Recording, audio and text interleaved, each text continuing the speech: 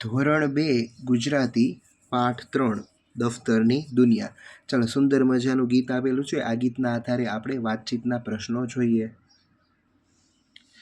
તમારા દફતરમાં કેટલા ખાના છે? તમારા દફતરમાં જેટલા ખાના હોય તેટલા તમારે લખવાના. બીજો પ્રશ્ન, તમે ગમતી વસ્તુ ક્યાં સાચવી રાખા છો અને કેમ? તો કે અમે ગમતી વસ્તુ છે સૌથી પહેલા ખાનામાં સાચવી રાખીએ છીએ, કારણ કે તે ફટાફટ મળી શકે.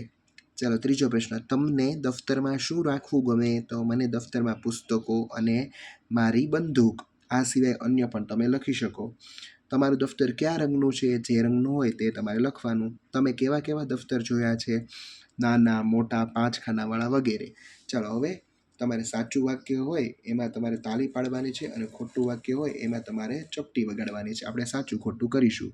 પેલું, દફતર મેં હાથમાં લટકાવ્યું. ખોટું. મારું દફતર એ મજાનું છે. સાચું. એમાં રંગબેરંગી કાગળ છે. ખોટું. કેરીઓની છાલ છે. ખોટું. નાસ્તાનો મોટો ડબ્બો છે. સાચું. નોટો ને ચોપડીઓ છે. સાચું. ચાલો, એના પછી બીજા પ્રશ્નમાં તમારે જોડકા જોડવાના છે. મજા તો રજા, બિલ્લા તો ખિલ્લા, ગોટલી તો રોટલી અને ખરખડિયા એટલે તડતડિયા. ચાલો, પ્રશ્ન 3, ગીતના આધારે ખાલી જગ્યા પૂરો. પહેલી ખાલી જગ્યા, મારું દફતર મજાનું છે. બીજો, એમાં જાત જાતના બિલ્લા છે. ત્રીજું, એમાં લખોટીઓની પોટલી છે. ચોથું, નાસ્તાના ડબ્બામાં શીરો અને ખરખડિયા છે. પાંચમું, દફતરમાં ચોપડીઓ અને નોટો, જગ્યા બહુ રોકે છે.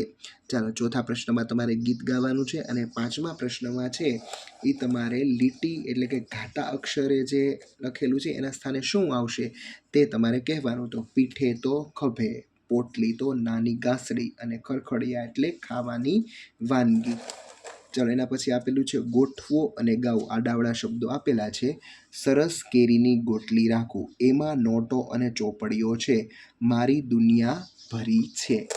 ચાલો, એના પછી 7મો પ્રશ્ન આપેલો છે. એમાં તમારે તમે ભેગી કરેલી કોઈ પણ વસ્તુ તમે લખી શકો. ધારો કે અહીંયા એક ઉદાહરણ આપેલું છે કે પેન્સિલની છોલ. તો પીછા, પથ્થર, લખોટીઓ, ચોકલેટના કાગળ, સ્ટીકર્સ, આવું બધા વિદ્યાર્થીઓ ભેગું કરતા હોય. જે ભેગું કરતા હોય તેના વિશે તમારે લખવાનું. 8મા પ્રશ્નમાં તમારે વાંચન કરવાનું રહેશે. ત્યારબાદ 9મા પ્રશ્નમાં છે એ તમારા શિક્ષક તમને જે શબ્દો લખાવે બોલે તે તમારે અહીં લખવાના રહેશે. ધારો કે અહીં આપણે 6 લખેલા છે: દફતર, લખોટી, શીરો, ચોપડી, ગોટલી, દુનિયા. ગીતમાંના જ શબ્દો હોવા જોઈએ. ત્યારબાદ 10મા પ્રશ્નમાં તમારે કાગળમાંથી છે એ અલગ અલગ વસ્તુઓ બનાવવાની રહેશે. ચાલના પછી સુંદર મજાની વાર્તા આપેલી છે દફતર વિશેની. આ દફતર વિશેની વાર્તા તમારા શિક્ષક તમને કહેશે. ચાલો, હવે આપણે પ્રશ્નોના જવાબ જોઈએ. ચાલો, પહેલો પ્રશ્ન, તમને આ વાર્તા ગમી? તો કે હા. તો કેમ? તો કે છોકરો દફતર મજાનું ગોઠવે છે તેટલા માટે. બીજું, તમે તમારું ખાનું જાતે ગોઠવો છો? તો કે હા. કેમ? કારણ કે દરેક વસ્તુ ફટાફટ મળી જાય. ત્રીજો પ્રશ્ન, તમારું દફતર તમને ગમે છે? તો કે હા. કેમ? કારણ કે તે 5 ખાનાનું છે. ચોથો, તમે શાનો શાનો સંગ્રહ કરો છો? કેમ? તો તમે જેનો સંગ્રહ કરતા હોય તે તમારે લખવાનું કે પીછા, લખોટીઓ અને સિક્કા. તો કે મને તેનો શોખ છે તેટલા માટે. પાંચમો, તમારા દફતરમાં શું શું હોય છે? તો તમારા દફતરમાં કંપાસ, રફબુક, પાકી બુક, પુસ્તકો, રંગો વગેરે. તમારી કોઈ વસ્તુ ખોવાય છે? જે વસ્તુ ખોવાણી હોય તે લખવાનું. જો ન ખોવાણી હોય તો તમારે ના લખી શકો. ચાલો, વાર્તાને આધારે યોગ્ય ક્રમ તમારે આપવાનો છે. તો પહેલું વાક્ય આવશે કે મમ્મી, મામાએ આપેલી પેલી પેન્સિલ ક્યાંય મળતી નથી. બીજું, દાદા બોલ્યા, દર્શ તારું આ ખાનું જો. ત્રીજું, અરે હા, બંગડીના કાચના ટુકડા. ચોથું, દર્શે ચીડાઈને કહ્યું, ભલે ભલે. પાંચમું, મારી સાયકલની ચાવી મળી ગઈ. ચાલો, વાર્તાને આધારે તમારે ખોટા શબ્દો છે એ છેકી નાખવાના છે. નિશાળેથી આવી દર્શ ખાનું ગોઠવવા બેઠો. મારી સાયકલની ચાવી મળી ગઈ. પેન્સિલની છોલના ભૂંગળા મસ્ત છે. મોરનું પીછું જીતેન્દ્રએ આપેલું. ચાલો, એના પછી 13મો પ્રશ્ન આપેલો છે. ખોટા શબ્દ પર તમારે ચોકડીની નિશાની કરવાની છે. મમ્મી ખાનું ગોઠવવા બેઠી. બીજું, મારી સાયકલની ચાવી ખોવાઈ ગઈ. ત્રીજું, પેન્સિલ નિશાળે લઈ જવી છે. ચોથું, પેન્સિલ મેં થેલામાં મૂકી. ચાલો, એના પછી 14મો પ્રશ્ન છે સાચો વિકલ્પ. આ ફૂટબોલ તો માતો નથી. તો માતો નથી એટલે સમાતો નથી. ચાલો, મારો નહીં આવે એટલે કે બ સાચો જવાબ છે. અહીંયા જવાબમાં આપણે બ લખીશું. ચાલો, એના પછી બીજો પ્રશ્ન આપેલો છે. દર્શ ચીડાઈને કહ્યું. હા, મારા ખાનામાં મારી વસ્તુ અને તારા ખાનામાં તારી વસ્તુ. એટલે હું મારા ખાનામાં મારી વસ્તુ મૂકીશ અને તું તારા ખાનામાં તારી વસ્તુ મૂકજે. એટલે બ એનો સાચો જવાબ આવશે. ત્રીજું, દાદાએ કહ્યું ખાનું સરસ ગોઠવાયું છે, પણ આવું કેટલા દિવસ રહેશે? એટલે કે દર્શ થોડા દિવસમાં ખાનું બગાડી નાખશે. એટલે કે અહીંયા આવશે જવાબમાં અ.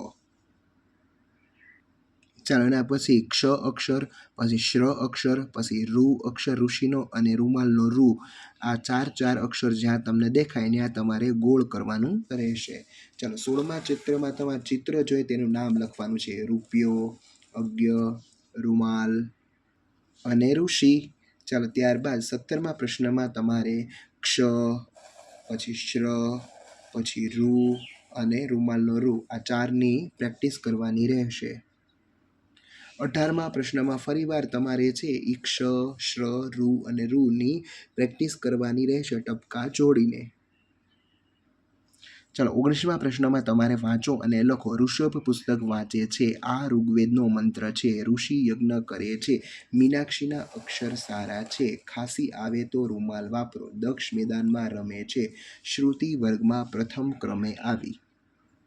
ચાલો 20મા પ્રશ્નમાં તમારે વાક્ય વાંચીને ચિત્ર સાચા ચિત્ર સાથે જોડવાનું છે. જો ફુગ્ગા રંગબેરંગી છે, એટલે જો સૌથી છેલ્લે ફુગ્ગા. પછી અહીંયા અક્ષય આઈસ્ક્રીમ ખાય છે. પછી અહીંયા મૈત્રી ચિત્ર દોરે છે.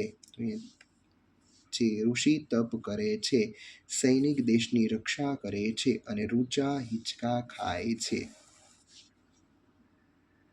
ચાલો એના પછી 21મા પ્રશ્નમાં ચિત્રમાં અલગ અલગ રંગથી રૂ, ક્ષ, જ્ઞ અને ઋષિનો રૂ છે એ તમારે લખવાનો છે. અલગ અલગ રંગથી એટલે શું કોને કહેવાય? તો આ ક્ષત્રિયનો ક્ષ છે તો એમાં કેસરી કલર છે, તો એ તમારે અહીંયા ક્ષ છે ને ત્યાં પણ કેસરી પણ હોવો જોઈએ, અહીંયા પણ કેસરી પણ હોવો જોઈએ, અહીંયા કેસરી હોવો જોઈએ. એવી રીતના રૂ છે એ બધા ગુલાબી કલરના છે, બધા ગુલાબી જ હોવા જોઈએ. પછી રૂમાલનો રૂ છે બધા બ્લુ કલરના છે, બધા બ્લુ હોવા જોઈએ. અને જ્ઞ છે એ પીળા કલરનો છે તો પીળા જ હોવો જોઈએ. આવી રીતના તમારે છે એ તમારું આખું ચિત્ર પૂર્ણ કરવાનું રહેશે. ચાલો 23મો પ્રશ્ન, તમારા ઘરમાં દિવાળીની સફાઈ કેવી રીતે થાય છે તે વિશે વાતચીત કરો. તો કે મારા ઘરમાં દિવાળીમાં ઘરની વસ્તુઓ જેવી કે ગાદલા, રસોડાની વસ્તુઓ બહાર કાઢીને સાફ કરી ઘરને પાણીથી ધોઈ વ્યવસ્થિત રીતે મૂકવામાં આવે છે. ચાલો એના પછી શબ્દનું વાંચન કરવાનું છે અને ત્યારબાદ લખવાનું છે. શ્રમિક, પછી ઋષભ, રૂપિયા, અક્ષય, મશરૂમ, દક્ષિણ, પરિશ્રમ, રૂબરૂ, વૈજ્ઞાનિક અને આશ્રમ. ચાલો એના પછી એક ફકરો આપેલો છે. આ ફકરો તમારે વાંચવાનો છે કે રૂપા ભરૂચમાં રહે, રુચા પણ ભરૂચમાં જ રહે, સાથે ભણે સાથે શાળાએ જાય, રક્ષાબેન તેમને ભણાવે, રક્ષાબેન વાર્તા પણ કહે. એક દિવસ અત્રિ ઋષિના આશ્રમની વાર્તા, બીજા દિવસે તક્ષકની વાર્તા. રૂપા અને રુચાને તો મજા પડે. ચાલો હવે ફકરા ઉપરથી તમારે પ્રશ્નોના જવાબ છે એ સુધારીને લખવાના છે. રૂપા ભાવનગરમાં રહે, ના, રૂપા ભરૂચમાં રહે. ચાલો બીજો પ્રશ્ન, દીક્ષાબહેન તેમને ભણાવે, ના, રક્ષાબેન તેમને ભણાવે. એક દિવસ તક્ષકની વાર્તા એટલે બીજે દિવસે તક્ષકની વાર્તા. શૌનક ઋષિના આશ્રમની વાર્તા, તો અત્રિ ઋષિના આશ્રમની વાર્તા. ચાલો અહીં લીટી દોરેલી છે તે ખોટું આપેલું છે. જો તમારે શિક્ષક કે તમારે લીટી દોરવાની, નકર તમારે ફક્ત સાચું વાક્ય જ લખવાનું રહેશે. ચાલો છેલ્લો પ્રશ્ન આપેલો છે કે પ્રશ્નોના જવાબ આપો. એમાં પહેલો પ્રશ્ન આપેલો છે કે વાર્તામાં કોણ કોણ આવે છે? તો જવાબ, વાર્તામાં દાદા, મમ્મી, મોટી બેન અને દર્શ આવે છે. બીજો પ્રશ્ન, દર્શે કહ્યું માને એવો છે. કેવી રીતે ખબર પડી? તો કે ના, દર્શ છે એ કશું માને એવું નથી.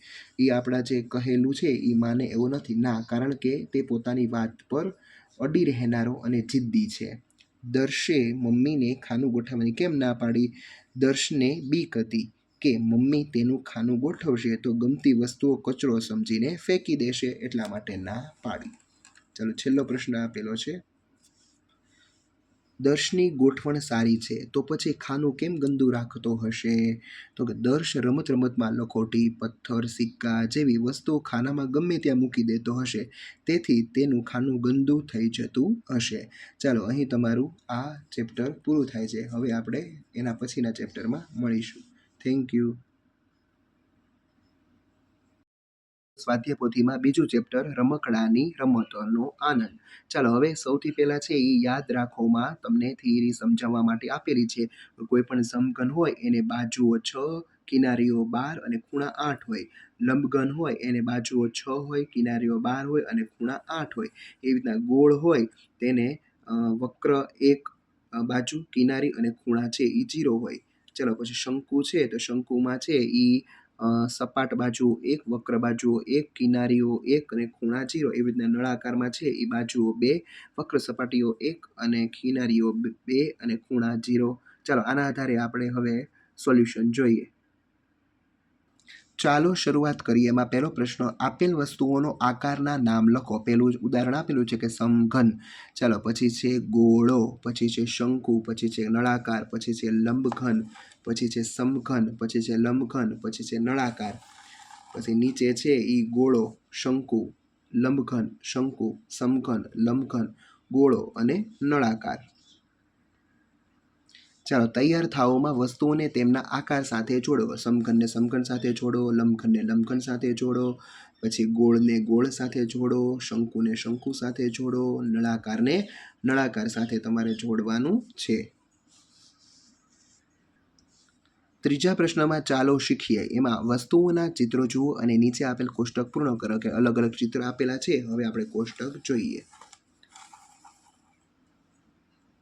ચાલો પહેલો પ્રશ્ન છે, કિનારી ના હોય તેવા લખોટી ગોળો અને સફરજન, એનો આકાર ગોળ. બીજો, ફક્ત સપાટ બાજુઓ તો કે રૂબિક, પછી ફૂડ બોક્સ, બ્લોક, પાસો, ગિફ્ટ બોક્સ અને સુટકેસ, એનો આકાર સમઘન અને લંબઘન. ફક્ત વક્ર બાજુ હોય તો લખોટી ગોળો અને સફરજન, કેવી તો કે ગોળ. સપાટ અને વક્ર બાજુ હોય તો હોર્ન, બર્થડે ટોપી, રોડ કોન, ચોક, કેન અને સેલ, શંકુ અને નળાકાર. ફક્ત વક્ર કિનારીઓ હોય હોર્ન, બર્થડે ટોપી, રોડ કોન, ચોક, કેન અને સેલ, શંકુ અને નળાકાર. ચાલો એના પછી ચોથો પ્રશ્ન આપેલો છે, આકારોની ગણતરી કરો અને લખો. સૌથી પહેલા ગોળા 2, શંકુ 2, સમઘન 6 અને લંબઘન 6. તમને બાજુમાં આકૃતિ આપેલી છે એ પ્રમાણે તમારે ગણવાના રહેશે. ચલો પછી બીજી આકૃતિમાં છે શંકુ 4 છે, ગોળો 1 છે, નળાકાર 2 છે, લંબઘન 2 છે અને સમઘન પણ 2 છે. ચલો એના પછી ત્રીજી આકૃતિમાં છે લંબઘન 7, શંકુ 1, સમઘન 8, ગોળો 1 અને નળાકાર 2. ચલો એના પછી બહુ વૈકલ્પિક પ્રશ્નો આપેલા છે. એમાં પહેલો પ્રશ્ન, એક નોટબુકને ખાલી જગ્યા ખૂણા હોય તો 8, દરેક દડાને ખાલી જગ્યા કિનારી હોય 0. નીચેનામાંથી વક્ર સપાટી ધરાવતી વસ્તુ કઈ છે તો કે ફેવિક્વિક. નીચેનામાંથી કઈ વસ્તુને ખૂણો હોય તો કે પાઠ્યપુસ્તકને. ચાલો ગૃહ કાર્ય કરીએ. ઉપરની હારનો આકાર ધરાવતી વસ્તુઓને ઊભા સ્તંભમાંથી શોધવાનું છે. ધારો કે શંકુ, સમઘન, નળાકાર અને ગોળો આપેલો છે. ધારો કે શંકુ છે એ અહીંયા છે, ચાલો પછી અહીંયા છે અને અહીંયા. તો આવી રીતના તમારે છે એ આખા પાનામાં જ્યાં ગોળો હોય, નળાકાર હોય, પછી સમઘન હોય અને શંકુ હોય તમારે શોધવાનું રહેશે. અહીં તમારું આ ચેપ્ટર પૂર્ણ થાય છે. હવે આપણે ત્રીજા ચેપ્ટરમાં મળીશું. Thank you.